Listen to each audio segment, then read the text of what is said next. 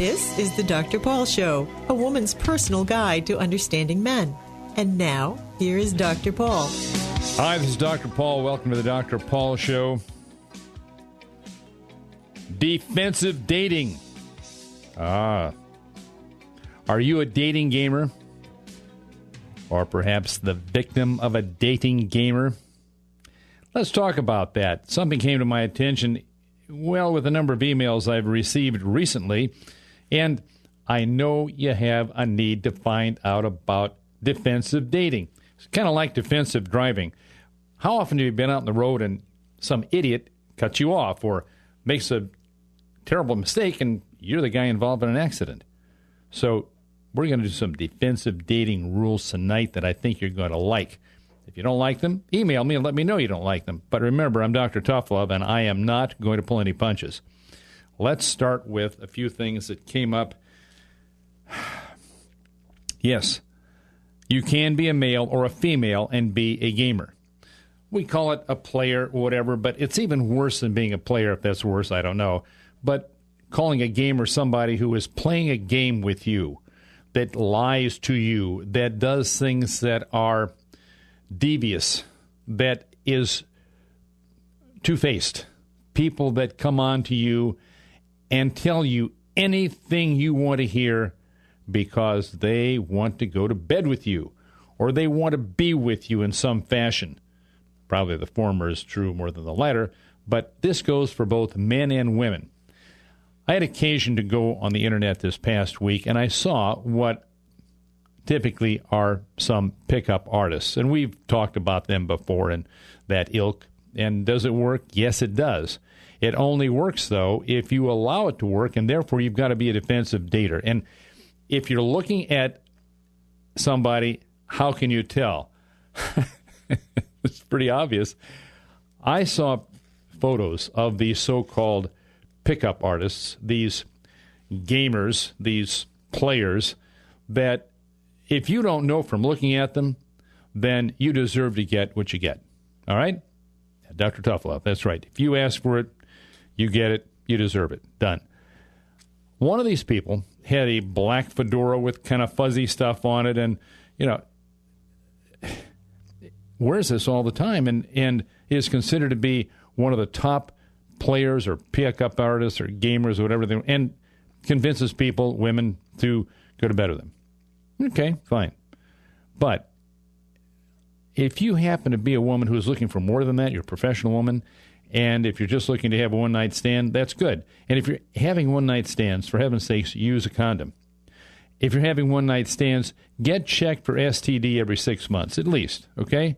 And now I'm going to tell you something. I talked to my physician recently, and he said, Dr. Paul, you need to tell people something that many people do not know. What's that? He said, do you know that there is such a thing called gonorrhea of the throat? I said, what? I've never heard of that. Gonorrhea of the throat? He said, that's right. He said, this is not an uncommon thing. And if that's the case, you're going to get it. And that's how it works. And I thought I was fine. I believe he was an excellent physician.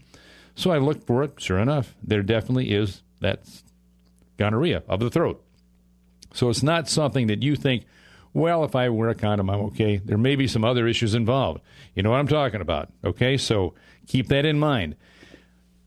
The numbers of exposures you have put you into a greater situation for getting an STD, and you have to be careful. So if you're going to play one-night stand games, then prepare yourself for that. Let's go back to what you're looking at. So one guy in there has a handlebar mustache and kind of a beard, kind of wild-eyed, and he's supposed to be a top gamer. I couldn't believe it.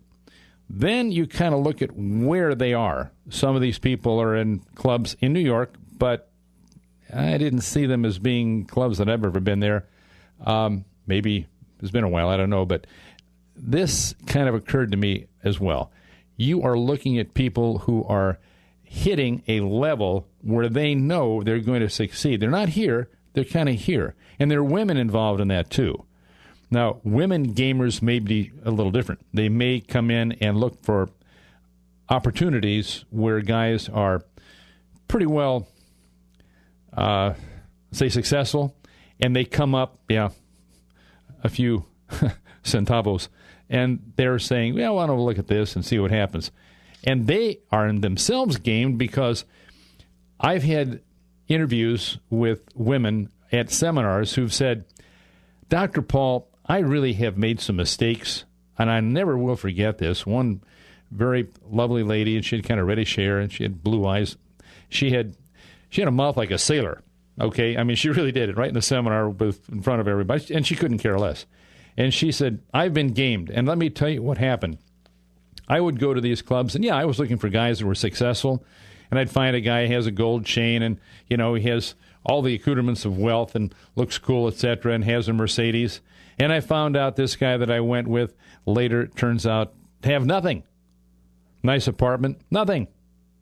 Mercedes is leased, apartment's leased. She said, as far as I know, his Rolex was leased. I don't even know it was real. So there you go. So she was a gamer, and she got burned. So if you're a gamer, you might get burned too. A pickup artist, male or female, and it's not just the males anymore. Now, we've talked about this before, and I've had so many emails where people are saying, look, Dr. Paul, what you're saying is true, but I can't help myself. Yes, you can. You don't have to go to the clubs that you have been going to and expect different results. Remember, in my book, if you always do what you've always got, you'll always get what you've always got. If you always do the same thing, you're always going to get the same result. The definition for mental insanity is, doing the same thing repeatedly and expecting different results doesn't work because you won't get different results.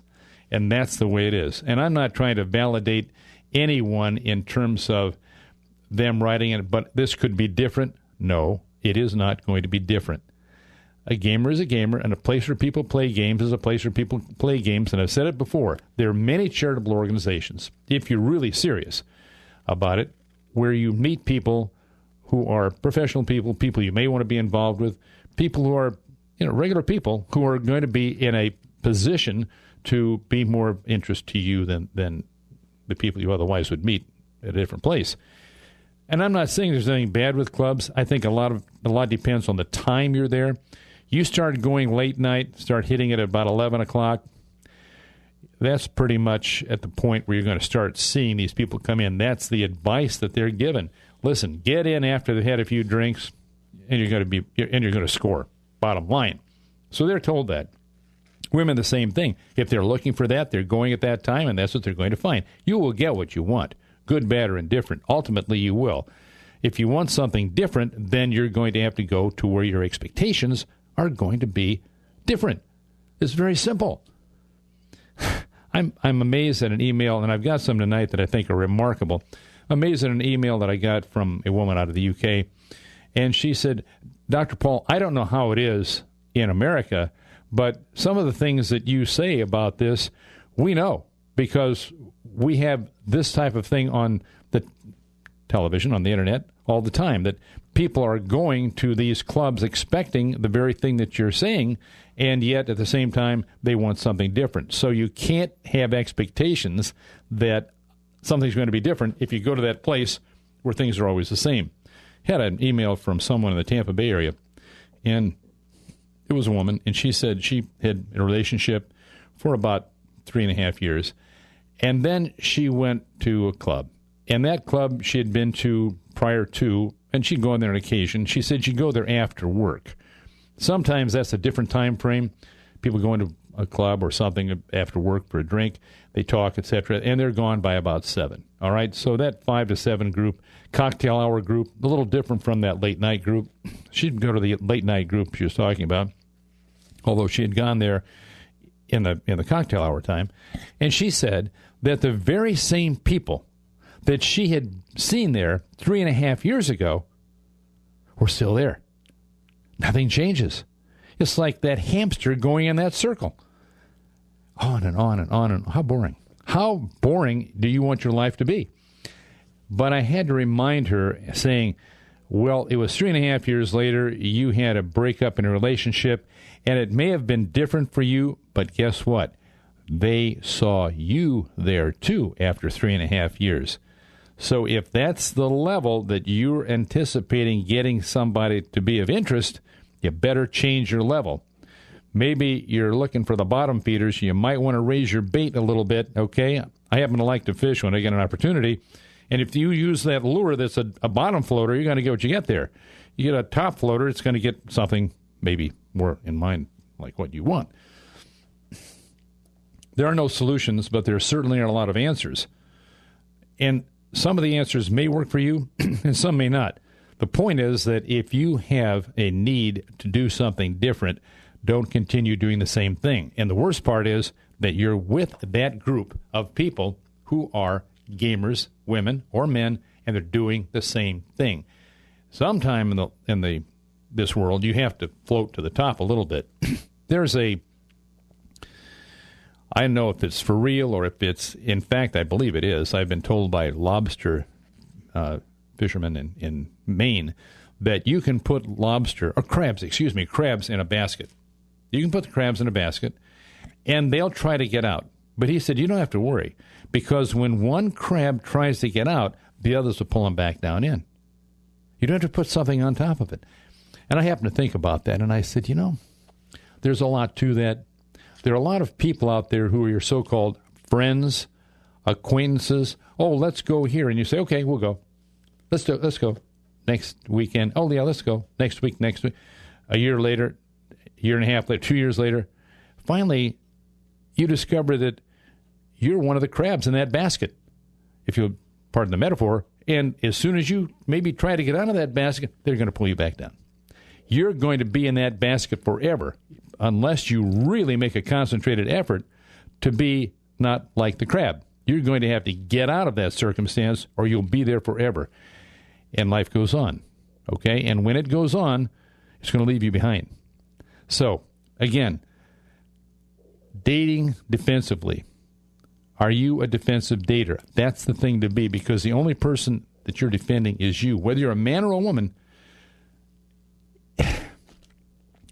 people say the grass is greener on the other side of the fence, and you know what?